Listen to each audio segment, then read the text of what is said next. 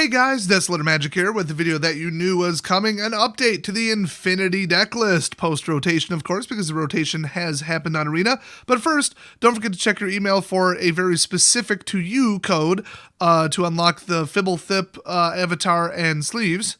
Oh, and in that very same email, they do remind you to use Play Eldraine, and I think either the whole thing, none of it, or just the P and the E have to be capital. Those are the only three ways you can type it in.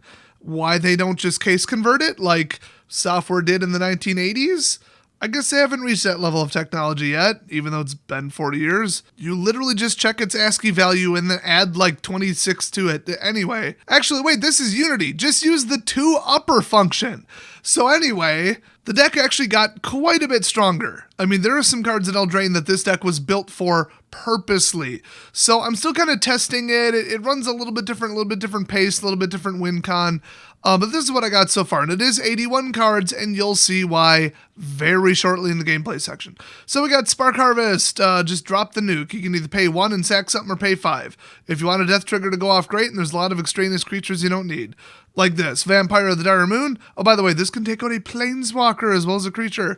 Vampire of the Dire Moon is just hilarious. Death Touch, Lifelink, I love it. You could swap this with the new card. I forgot what it is. It's, Death Touch, and then the adventure is lose a life, draw a card. In case you're really card stranded, you're going to get more value out of that later. I just think that the Death Touch Lifelink is hilarious, but do you really need Lifelink on one? Probably not, so I might swap these. Then we got Blacklands Paragon. It's a 3/1 for 2 that has flash.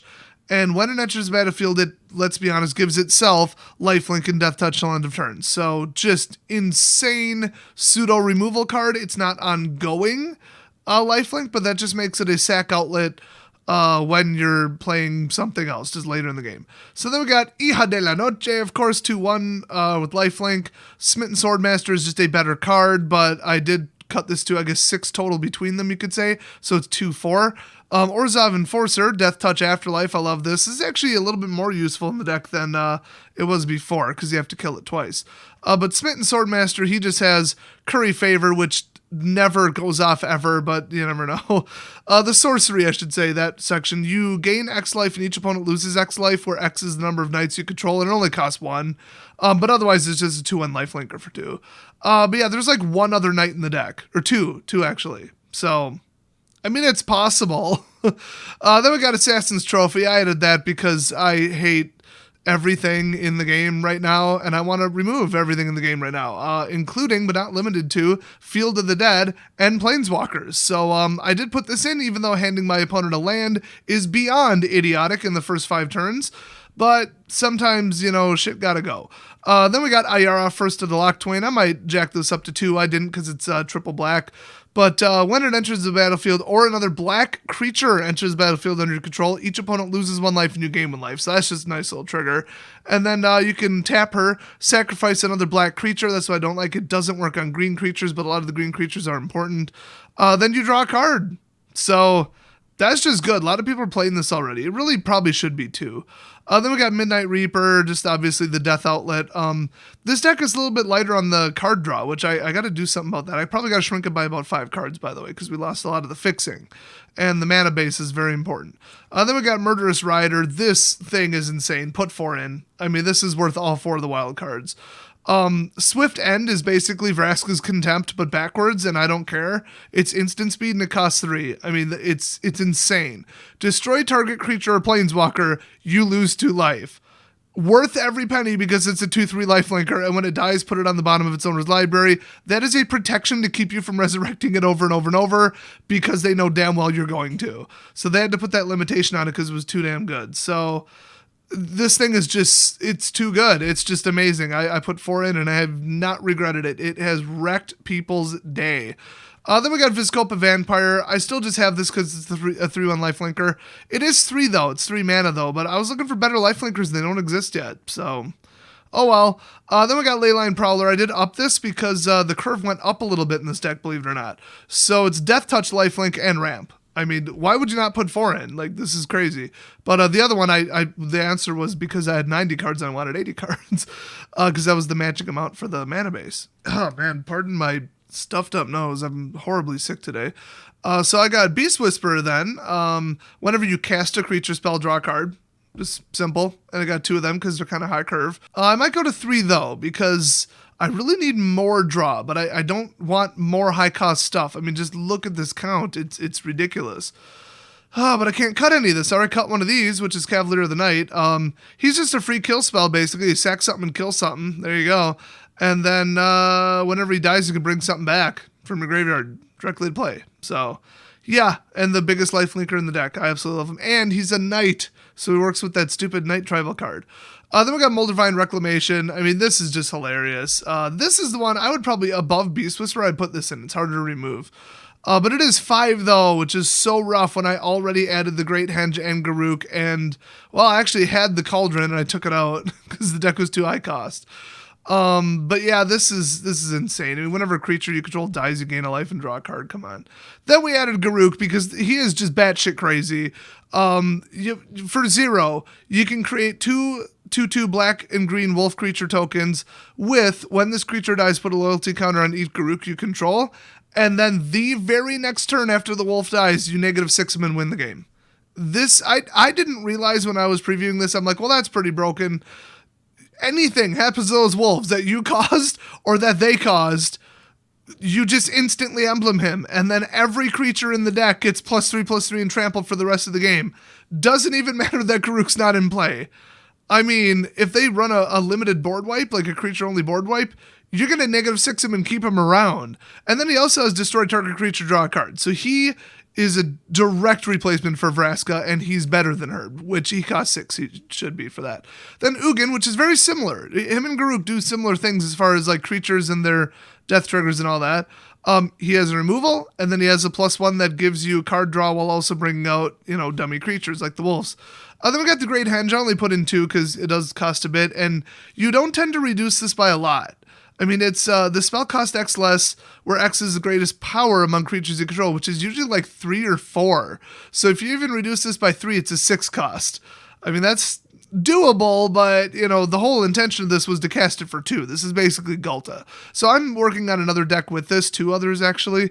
But yeah, I mean, it's cool because you can gain 2 life every single turn. It's also ramp. And then whenever a non-token creature enters the battlefield under your control, put a 1/1 counter on it and draw a card. What? That is crazy. Crazy. Absolutely crazy. So, I mean, I wish I could put 4 in, but it doesn't work. You don't get that much. I'd have to add rampers or bigger creatures, which is why I'm going to obviously use this in a different deck. 2 different decks. Then it has nothing to do with the deck, but welcome to this overpowered bullshit card. Stone Coil Serpent. I put in 4 because why the actual hell would you not do that? It's reach, trample, protection from multicolored, which by the way, people are very heavily playing in knights, blue-white, flyers. Oh god, everything. Everything is using multicolored. And then, obviously, it's just like Ugin's Conjurant, Endless One, you choose the size. So, Reach and Trample and Pro Multicolored. Like, what the hell? This isn't even a ramp deck. This isn't an artifact deck. That's how overpowered this bullshit card is. Then we got Finale of Eternity. I bumped it up to 4 because people are playing a lot of mass shit. So, I want to blow up 3 at a time. And I'm going to. Then we got Castle Locthwain, one of the biggest upgrades. It totally takes the place of Memorial, and I'm fine with that. It doesn't do the same thing. It just literally takes the place of it in the mana cost. So as long as you have 1 other swamp, it comes in untapped. I might even put in 3 of these. Then add black for tapping dots, basically swamp, even though it isn't. And then if you pay 3, tap it and draw a card, then lose life equal to the number of cards in your hand, where if you need to do that, you either have too much mana and or too much life and you want to just drive the point home, or you're totally running out of cards that are actually good and you're probably going to pay 1 or 2 life, which is fine because the whole damn deck has lifelink. So, I think I'll do it. Screw it. I'm going to do it. There we go. Now there's 3 of them. So we got 6 swamps, 4 forests, which I don't like that. That's too many basics, too many chances for it to get color screwed. Castle Garenbrig is in here, but then we only have Jungle, Overgrown Temple, and 3 Fabled, which those are kind of cool for shrinking the mana-based late game. These are fantastic. I probably should go to 4. I just want to burn the wild cards. It's not that great. What am I down to? 20 rare wild cards. How am I supposed to live with that? But then Castle Garenbrig is kind of cool. It enters battlefield tapped and list control forest at, tap for green, duh. And if you pay 4, you add 6 mana, but you can only spend it on creatures or to activate abilities of creatures. So you can't use it on Finality of Eternity, unfortunately, which sucks because you absolutely would want to. But other than that, yeah, just jack this thing way up or whatever, or summon triple what you normally would have, or double, or it's only 2 extra mana, whatever. But yeah, I added it. It's kind of optional. You don't really need it. But yeah, I'm going to be trying to trim this down. I mean, there's no way in hell I'm getting rid of one of these. I can't do it. I can't get rid of removal. I can't get rid of the low end, and I can't get rid of the game winners. So you try and trim it down. Good luck. I can't get rid of the removal that's also a creature that also has lifelink. I mean, it's... and if I got rid of, okay, this is a lesser card. This is less good than Assassin's Trophy, Leyline, and Murderous. Midnight Reaper is. Oh, but then I got rid of it and I don't have enough card draw, and I just sit there with no cards in hand. So, I don't know. Probably Smitten, maybe 1 copy. Well, that'll bring him down to 80. Oh boy, and really I'd get rid of 1 Child of the Night. I thought about getting rid of this, but I don't know. I don't need any vampires in the deck, so honestly, yeah, I'm going to get rid of it just for color identity. There we go, now it's 80. So I'm running only 30 lands, 30 out of 80, which is actually really low. So let's get to the new gameplay. Not much has changed, but I wanted to outline 2 important things in 2 important games, so stay tuned for that. Okay, so this first game is pretty typical. The shuffler just keeps sticking me with 2 lands. I want 3 lands, but that is prioritized lower instead of the natural odds, so thanks, Wizards. So once again, the high cost stuff is going to kill you if you can't get off 2 or 3. That's why, I don't know, I'd lean towards the lower stuff in the deck, but the lower stuff doesn't do anything. So this deck is inherently flawed, unfortunately, but if they let you get off the launching pad, it's over. If you get some temples like I did, make sure that some land is there. Oh boy, if you get 5 mana on turn 5, it's over. It's almost unbeatable. So this is a control-heavy combat deck that I absolutely just demolished, which you'd be thinking, well, how could this do that? That's like an aggressive rush deck with removal. Well, this deck is just too damn good. By the way, I was very heavily distracted while I was filming this. I was watching a bunch of YouTube videos or something. I don't know. I think I got up and got a drink too, because everybody else is an asshole in Arena. Why shouldn't I be? So we got our Death Touch lifelinker there, which is also ramp. We got a Living Twister. Can't believe somebody's actually playing that card. It's dangerous, though. I paid the life because it's totally worth it. And then bring out Mr. Serpent Guy, because what's the Twister going to do? There you go. So send him because nobody in the right mind would block him. I mean, yeah, I kind of need him to get to 6, whatever. But, I mean, the highest card I care about in the hand is 5, and the highest card in the deck is really 6. So, okay, we got those. I think he kind of screwed up there. I guess people don't know how protection from multicolored work. Oh, yeah, he boosted it. Whoops. I meant to say oops. But I said good game, but I wasn't that far off. He boosted it into a brick wall that can't be damaged by him. I mean, that's amazing. So there's the kill. I think I blew something up there while I was talking too. So the level of removal in here, and then I've got the finale. It's just, come on. I've basically already won at this point. Oh, and there's the ambush lifelinker. So if I wanted, I could swing away. And they'd be like, what the hell is he doing? And then they'd counter swing and lose what they counter swung with and lose what they blocked with the first time. I love that thing. The 2/2 flash pirate or vampire, whatever the hell it was, Dire Fleet Death Touch thing. I miss it already, but that 3/1 is even better. It's so ridiculous. Although it doesn't have Death Touch permanently. So there it is. Goodbye. And next up, pretty good open here, although you can see anything that costs 4, 5, or 6 in your opening hand is a Bone Anchor, and the game just refuses to give me 3 mana under any circumstances, so that's nice, thanks.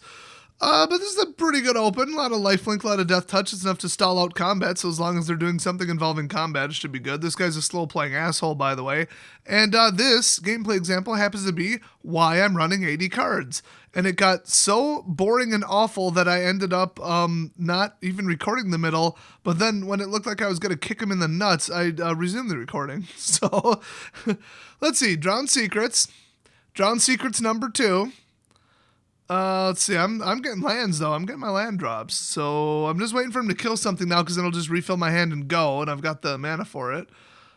He's sitting there picking his nose. We got Drowned Secrets number 3 because the shuffler is such a piece of shit. You'll never guess, never, ever in a million years, you will never guess what's going to happen next.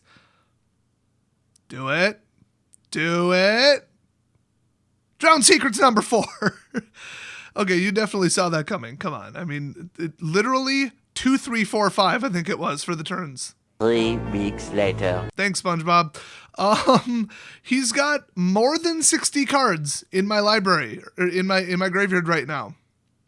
Ain't that a bitch? So there it is. That's why it's 80 cards. Okay, so this third and final gameplay, I've sped up to 300% because this guy takes slow playing to brave new levels. What he did is he took Mommy's credit card, got a whole bunch of wild cards, spent them on this shitty wolf deck that he copied off the internet because some douchebag, probably from MTG Salvations or the shit pile that is the MTG Reddit, told him this is the #1 deck in the world, I assure you, and he doesn't know how the fuck to run or to what any of the cards do. So this one goes great. Now remember, like I said, this is 300%. 300% speed. And you're probably already like, wow, what's taking him so long? He took minutes with an S to make individual blocking decisions. So if you're going to say Des, why are you saying your go and spamming it so often and being an inconsiderate player? I'm the inconsiderate player? Really, bitch? So anyways, some shit happened. I've got Death Touchers and he's got Wolves. Cool. Great. You didn't miss shit. Let's see, what else? Okay, more wolves. Cool. He's counting his shit again. Yep. There's a force fight. He fought a Death Toucher like an absolute dumbass. He still got the slight advantage, but I kill that. So cool. I mean, Death Touchers, you ever try to use a creature heavy combat deck to beat a line of Death Touchers? It doesn't go so well. Let me just put it that way. So now we got the Death Trigger guy. So we've got Death Touchers and the Death Trigger dude. Well, enchantment. I don't know. It's a dude on the art. But I'm out of Death Touchers, but like they're in the deck, so don't worry about it. There's an Assassin's Trophy. Oh, ain't that a bitch? All right. So I finally bring it out for 6 because I thought, well, why not? I mean, he doesn't have any multicolored, but that's really big. He gets the best draws I've ever seen in my entire life in this game, by the way, and it really pisses me off. So there's the finale, triple kill, his 3 most powerful, most important cards. And you can see the early game was dominated by my cheapos, my little lifelinkers that keep me alive, my Death Touchers that wreck as shit. And now we're getting out the big boys. Now we've got, the finales jacked up. We've got the assassins in queue. We've got all kinds of removal in queue. In hand, in queue, as in I'm queuing them up to blow his shit up. But they're in hand. We got the Great Henge, Ugin, and another snake. Like, come on. So once this deck gets going, if they don't do something unrelated to creatures, and they don't do something too fast, usually this deck will beat anything else. So there's another Death Toucher. There's Ugin. I immediately throw something else in his way that's a 2/2. Still waiting on that snake. I got all day on the snake. So he gets Tolsimir, which is like the most powerful wolf card in the standard meta right now, but in the deck for sure. So there's the force fight. That's his stupid bullshit ability. I hate the damn thing. So now I'm back to like, oh shit mode, except that this is this deck. So there's the removal. Love that. And then I've got a lifelinker on top of it. That's why that's the best card in the deck by far. I mean, you could say it's Garruk, but like it's the best card for the mana. So there's that force fight. That pisses me off. He's still got wolf gear. There's another force fight. That still pisses me off. I need that stupid piece of shit dead. I hate that fucking card. So let's see. Here we go. We got that. I don't need more damn lands. Throw a lifelinker in there, I guess. And I'm not about to sack it, and I'm 1 mana short. Trust me, however mana you have and you think is good, you need more with this deck. Because, I mean, you could have to go back-to-back sparks. That's 10. So I didn't block him. There it is. He's gone. Bye-bye. 0 cards in hand. I've pretty much got this on lockdown. He doesn't have a single card that can get past my 2/3. And he knows I got Death Touchers. He knows I've got all kinds of stuff. He did blow up my Game of Life and Draw on Death, though. That kind of pissed me off. That was not something I needed. But then we go the Great Henge because he's not going to do more than 2 damage per turn. It's not possible. But then he flashes in the stupid Flash Wolf from the bullshit Simic deck. That's fun. And then you'll never guess what he just drew. If I recall, I think I know what it is. So I'm just like, okay, I can't take that much damage. Let's just make this happen with the worm. There it is. Max him out, jack it up, 11, get the bonus 1, 12. Don't forget that if you're playing it. Got to hit with the nice because he isn't. And I think what he has in hand is another Tolsimir, or whatever the hell his name is. Nope, it's another Flash Wolf. I believe that's 4. because I killed 2 of them before. So he got all 4 of those, and I think there's Tolsimir. He gets out 1 more of them too, spoiler alert. So yeah, his draws are like the best draws ever. Oh look, 1 cost, 2 cost, 3 cost, Death Touch, Great Henge. I love it. Great Henge is the shit. That is my shit right there. And now I hope you have something better to do, because he takes about a year to make this blocking decision. It's not that hard. Take your shitty 4/4 wolf and throw it in front of it. Oh wait, your other one, your green one, because you can't block with the colorless. He just didn't know how protection works, which is why they got rid of it, by the way. So he was probably trying to block and was like, why isn't it letting me? And then he just said, screw it and let it through. He probably thought it was a game glitch. The glowing shield, I mean, it's got to give it away a little. I think if you mouse over, it tells you what it does. There's another kill spell. Boom. Tolsimir. Bye. Or Tosigur. I don't remember his name. I'm watching this at 300%. There's the Knight ability, which I actually got him with. I actually have 3 Knights in play. I think I get him even harder with another Knight move later. I don't remember what he does, but I tell him to hurry the fuck up. Come on. There we go. Takes it to the face again, which is not what I would do. I would have thrown one of the pups in the way, honestly. All right, I hit him with the Knight ability. And then another murder ability, another Knight ability. Boom, hit him for 5. I mean, it's in there. That's all I'm going to say. It's there. It's a thing. Sometimes it hits. I wouldn't count on it, but... Hey, forfeit. So yeah, that's just exactly what this deck does. I can't find a better gameplay example in my entire recording library. This is just exactly precisely what it does when it works. So if somebody thinks they're going to beat you with creatures, they are wrong. It doesn't matter if they're, at this point with the new deck, all flyers. It doesn't matter if they're tokens. It doesn't matter if they're flood, if they're giant, if it's clones. It doesn't matter if they're knights. It doesn't matter if they have ambush abilities. This is like the creature deck because of all the life gain, the I don't care if they die, and the death touch. It's just, this deck is so hilarious to me. I love it. It still needs a little bit of work, but the deck list as it sits is in the description. So feel free to build it, and don't build one of these stupid same 3 decks that everybody else is playing. I know you can't really be a net decker until like the first Pro Tour, or the first, it would be a Star City Games Open probably, where you copy one of the top decks from the top 16. That's net decking. Copying any deck you think is fun and kind of cool off the internet and playing it is not net decking. Apparently I have to make that clarification again, but I see the same 3 decks over and over and over now in the Diamond League post-rotation because nobody has any idea what they're doing or how to deck build. They all suck at it, so they all just copy one guy who said this was good. Somebody goes, oh, this is the best in the world because I said so, and they're like, cool, I need to play the best in the world because my parents got divorced and I don't have any self-confidence if I don't win at Magic. Yeah, that's a net decker. If you want to play this deck because it looks fun and interesting and you like decks like this, after I literally told you about 5 times this deck has problems, congratulations, you're the opposite of a net decker. Feel free to run this deck. It does not make you a net decker. So thanks for watching. I will definitely be live streaming this sometime soon. And have fun at the pre-release. And I got a pre-release guide coming hopefully still today if I have time. So watch for that uploading soon, and I'll see you guys next video.